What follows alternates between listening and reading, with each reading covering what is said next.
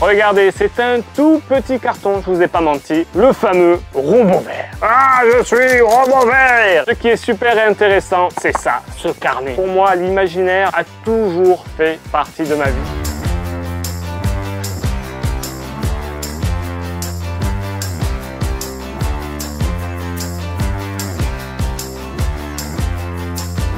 Salut les aventuriers, vous êtes de nature curieuse, vous aimez les trésors en tout genre, vous êtes au bon endroit.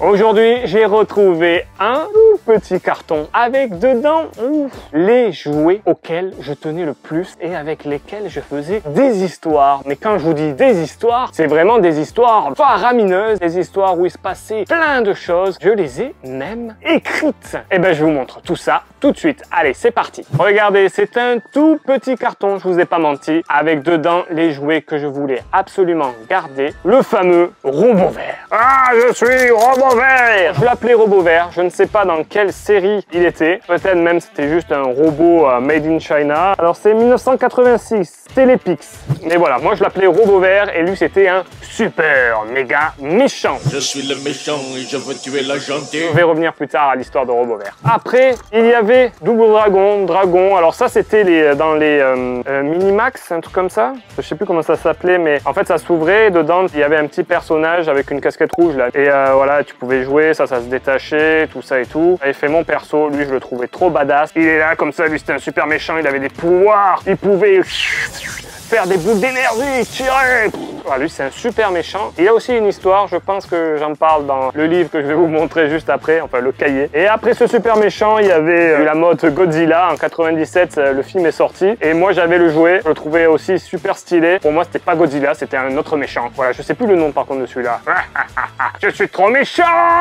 Il avait un missile là et il tirait dessus. Bon, je l'ai plus. Et voilà, ça c'était voilà l'autre super méga méchant qui pouvait absorber tous les méchants. Bon, il y avait beaucoup une influence aussi Dragon Ball où au fur et à mesure, les méchants sont de plus en plus forts. Voilà, c'est comme dans les shonen, c'est exactement la même chose. Ce qui est super intéressant, c'est ça, ce carnet magique. Et on voit surtout que pour moi, l'imaginaire et raconter des histoires a toujours fait partie de ma vie. C'est mon plus jeune âge, j'écrivais des histoires avec beaucoup de fautes. J'ai commencé à écrire à la machine à écrire, justement, de mon père. Et je crois que je l'ai retapé après. Donc voilà, donc il y a le début de l'histoire. Attardons-nous sur ce superbe cahier avec le chapitre 1, robot vert, avec un superbe dessin. Je vais vous mettre dans l'ambiance.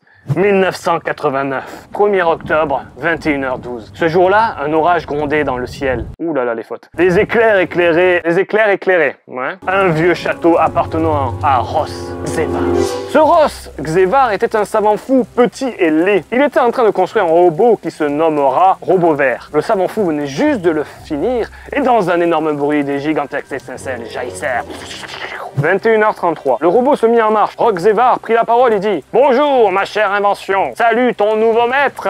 Je m'appelle Ross Xevar et toi, tu te nommes Robot Vert et tu vas m'aider à être le maître du monde. » Eh ben, ça promet. Hein. Le savant fou se retourna pour prendre un outil et tout d'un coup, le robot lui trancha la tête grâce à ses scies tranchantes.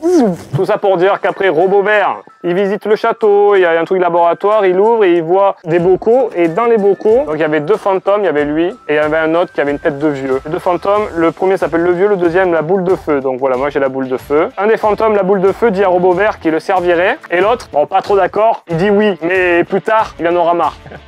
Après, le robot, il débarque à New York, il sème la terreur, tout le monde est terrifié. Oui, il faut savoir que pour moi, tout ça, c'est des souvenirs d'enfance. Je jouais donc avec mes cousins.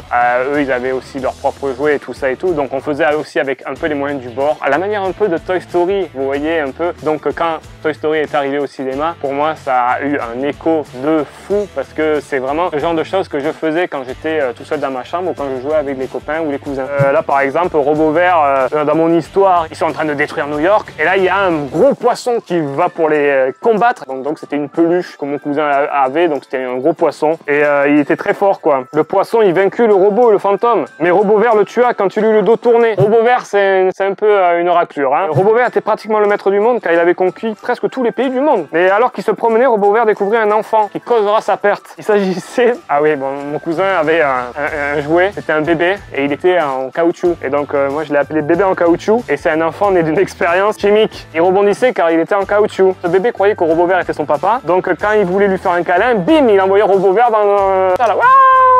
Un jour, il envoya tellement fort que Robovert se détruisit. Les restes étaient à la décharge et le fantôme partit triste, mais enfin libéré. Je voulais vous en parler parce que je trouve ça super chouette. N'hésitez pas à me dire dans les commentaires si vous voulez en savoir un peu plus et que je fasse un épisode spécial. Je me souviendrai toujours. Ça peut être très drôle et très marrant avec des petites reconstitutions. Sait-on jamais. Merci à vous d'avoir regardé cette vidéo. Je vous invite bien sûr à vous abonner à la chaîne si ce n'est pas déjà fait, à activer la petite cloche et le petit j'aime qui fait toujours plaisir. Sur ce, je vous dis à très vite pour une nouvelle vidéo. Allez, ciao!